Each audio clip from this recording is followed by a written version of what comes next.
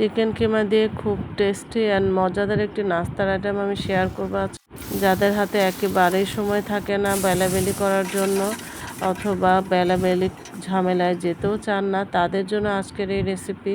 বিশেষ করে বাচ্চাদের নাস্তার আইটেমের জন্য তো খুবই ভালো। এটা কিন্তু একদম সকালেই আপনি চটজলদি রেডি করে নিতে পারবেন। ফার্স্টে চিকেনটা মাংসের সমস্ত মশলা দিয়ে আমি ভালো করে কষিয়ে নিব। অ্যান্ড ব্যাটার রেডি করার জন্য আসলে তেমন কিছুই লাগবে না, একটু আটা, ডিম অ্যান্ড অল্প একটু লবণ দিয়ে ভালো করে ব্যাটারটা মিক্সড করে নিতে হবে। অ্যান্ড ব্যাটারটা আসলে আমি টোটালি এখানে কোনো বেকিং পাউডার ইউজ করব না, কারণ নাস্তার আইটেমে আসলে বেকিং পাউডারটা দেওয়াটা ঠিক না, কারণ নাস্তার আইটেমটা তো প্রায় সময় বানানো লাগে। তো সেক্ষেত্রে বেকিং পাউডারটা আসলে আমি ইউজ করি না। বেকিং পাউডারটা শুধু যখন কেক বানাই আমি মাসে 2-1 বার তখন একটু দেই, এছাড়া রেগুলার নাস্তার আইটেমে আমি টোটালি কোনো বেকিং পাউডার দিই না। এই যে দেখেন, আমি ফার্স্টে 1/2 চামচের মতো ব্যাটার দিয়ে দিয়েছি অ্যান্ড দেন চিকেনের কিমাটা দিয়েছি। তারপর দেখেন উপরে আমি হালকা করে আবার আরেকটা লেয়ার দিয়ে দিয়েছি। এটা দেখে হয়তো বোঝা যাচ্ছে না, বাট যখন দেখবেন যে প্রায় হয়ে এসেছে তখন মনে হবে না যে এটা এইভাবে করে বানানো হয়েছে। এত মজার অ্যান্ড টেস্টি হয়। অ্যান্ড চিকেন কিমাটা আসলে একটু টেস্টি করে বানাতে হবে, তাহলে নাস্তার স্বাদটা অনেক গুণ বেড়ে যায়।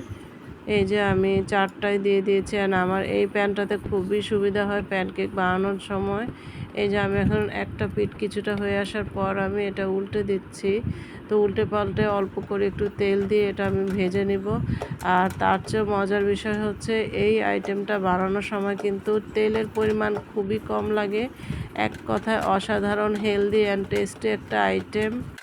বেলাবেলির টোটালি কোনো রকম কোনো ঝামেলা নেই।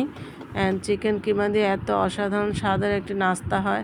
অ্যান্ড আশ্চর্যজনক বিষয় কি জানেন, আমি এই নাস্তার আইটেমটা হঠাৎ করে আমার মাথায় এসেছে অ্যান্ড আজকে আমি ফার্স্ট টাইম ট্রাই করছি।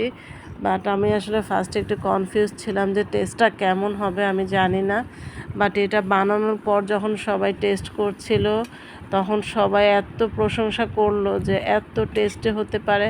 আর এত এক তুরির মধ্যেই আসলে নাস্তাটা হয়ে যায়, কারণ ব্যাটার দিয়ে এভাবে বানাতে গেলে তো আপনার টোটালি বেলতে হচ্ছে না। আর রুটি বেলে যখন আমরা করতে যাই রুটিটা বেলতে হয়, কাটার দিয়ে কাটতে হয়, একটা শেপ দিতে হয়, দেন আবার ডুবো তেলে ভাজতে হয়। আর এখানে দেখেন তেলের পরিমাণটা একদম কয়েক ফোঁটা করে লাগছে, কোনো বেলাবেলি ঝামেলাও আপনার যেতে হচ্ছে না, অথচ নাস্তাটা এত অসাধারণ টেস্টি হয়। একবার হলেও ট্রাই করবেন অ্যান্ড আমার সাথে প্লিজ শেয়ার করবেন আপনাদের নাস্তাটা কেমন হয়েছে। এই যে আমার নাস্তা কিন্তু